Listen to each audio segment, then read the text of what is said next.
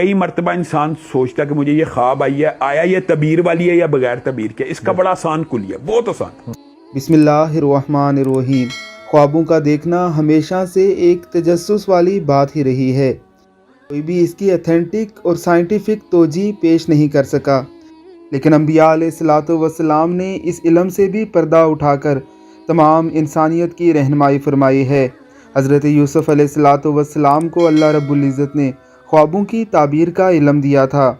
ہمارے پیارے پیغمبر بھی روزانہ صحابہ کرام کے خواب سن کر انہیں تعبیر بتایا کرتے تھے۔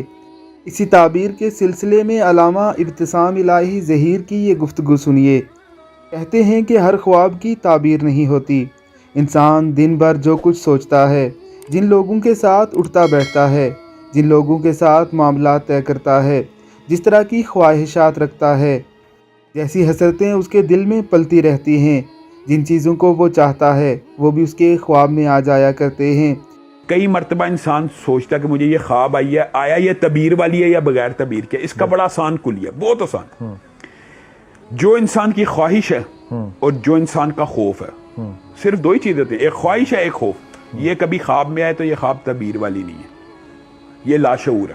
اگر خواہش اور خوف دونوں مطلب کی ایک کوئی خواب انسان ہے، کو خواہش ہے، میں مثال دے رہا ہوں کہ میری خواہش ہے شادی ہو جائے، نہیں یہ تو دعا ہے، یہ خواہش تو میں نہیں ہے۔ مثال دے رہا ہوں، چلو خواہش ہے کہ میں انگلینڈ چلا جاؤں، اچھا۔ میں امریکہ چلا جاؤں، اچھا تو اگر اس کو خواب آئے گی نا، یہ خواہش لاشعور سے جاگی ہے۔ ٹھیک، یہ امام اس کا تعبیر سے کوئی اس کا تعلق تعبیر سے امام ابن سیرین نے لکھا ہے۔ دوسری بات ہے خوف، انسان کو کسی چیز سے خوف ہے کہ میں اونچائی سے گرتا ہوں، یعنی انسان کو ایک فوبیا ہے، سانپ کا فوبیا، شیر کا فوبیا، وہ حقیقی ہے۔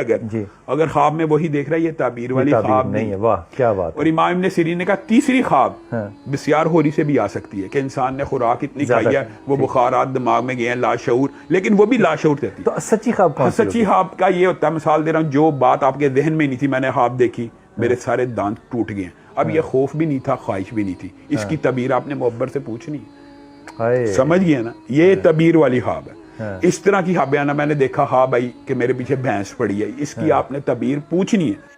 ایسے خوابوں کے حوالے سے علامہ صاحب کی رائے نوٹ فرما لیجئے، اور ایسے خوابوں کے حوالے سے پریشان رہنا چھوڑ دیجئے۔ آپ کو کیسے خواب آتے ہیں ہمیں کمنٹ باکس میں ضرور بتائیے گا۔